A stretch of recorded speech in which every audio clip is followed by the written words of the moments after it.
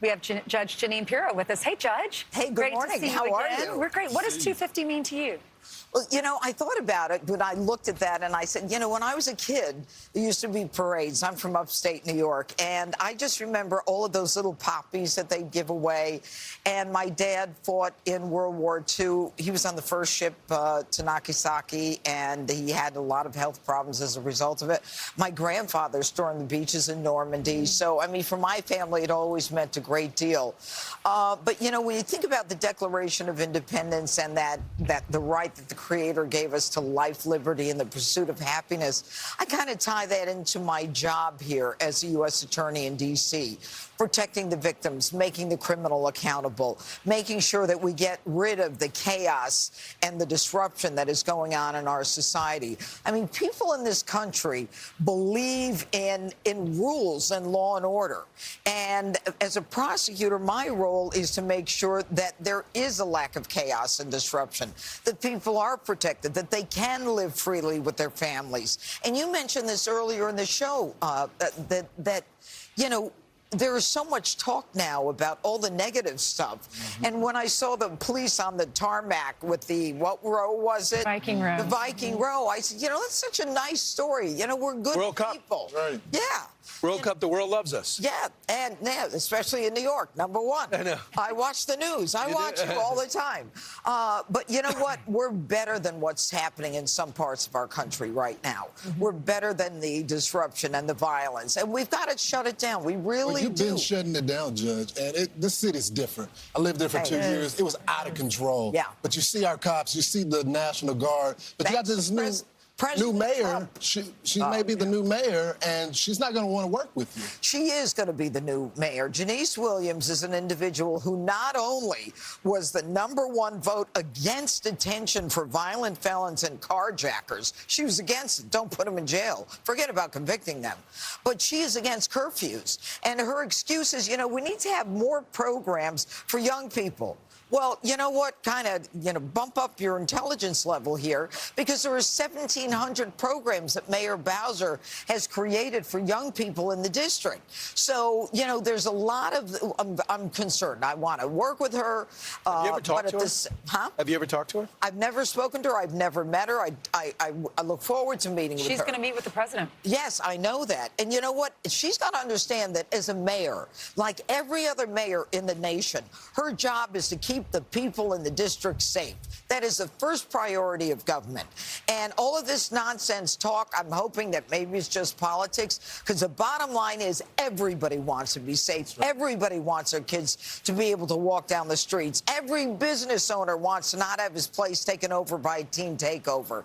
You know, there's so much going on in the district that President Trump has made it a priority, and he's given us the resources. The National Guard is great. We've got all these federal enhancements. And he did it. He changed the landscape here. And you see it. Yep. And, you know, she's got to get in line. I'll tell you what, on another note, the fountains are all working. The parks are all cleaned up. I'm looking across the street from the White House yesterday with Andrew Jackson. The last time I was here in this first term, they had ropes around Andrew Jackson's statue and trying to pull it down. Yep. It was all mud and dirt. And now I look at that park, it looks unbelievable. Yeah, because and that's you the know story what? of the whole city. You know, safe and beautiful. What is the significance of beautiful?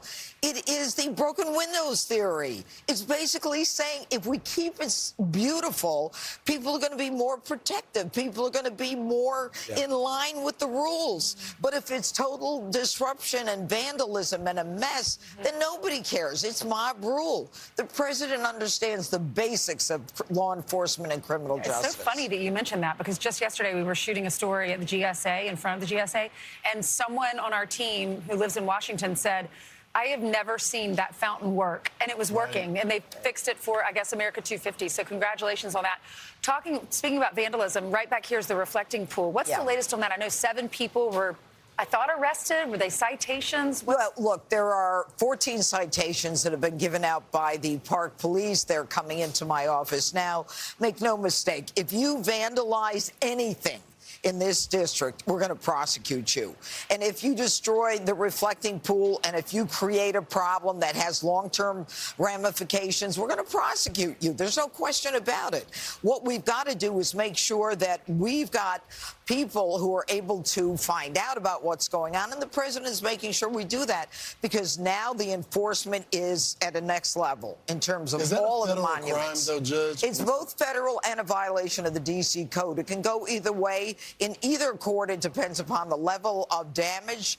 It can be 10 years in federal court if there is significant damage. And, of course, it can be a misdemeanor if it's less than $1,000. And we're assessing those citations now as they come in. Wow, it's amazing because he just tried to embarrass the administration, who was taking great pride in fixing that pool. And someone put some stuff in there to maybe get that algae out, and now they got to fix it again. It cost us millions of dollars to do this again. Yeah, it cost us $14 million in the first place, and now, you know, we have to do it again. And it's a shame. Right. But here's the thing. We're going to get these people. They're going to be made accountable. We're prosecuting them.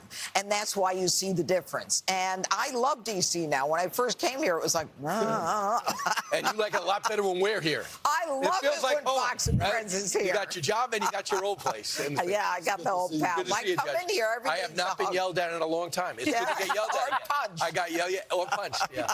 It's good to get yelled at again in a fun, entertaining way. Well, you might deserve it, Brian. I know. Thank you very much. Yeah. All right, thanks, Judge. Appreciate it. Thank you. Be sure to like and subscribe for all the Fox News latest on YouTube and catch full shows streaming now on Fox One.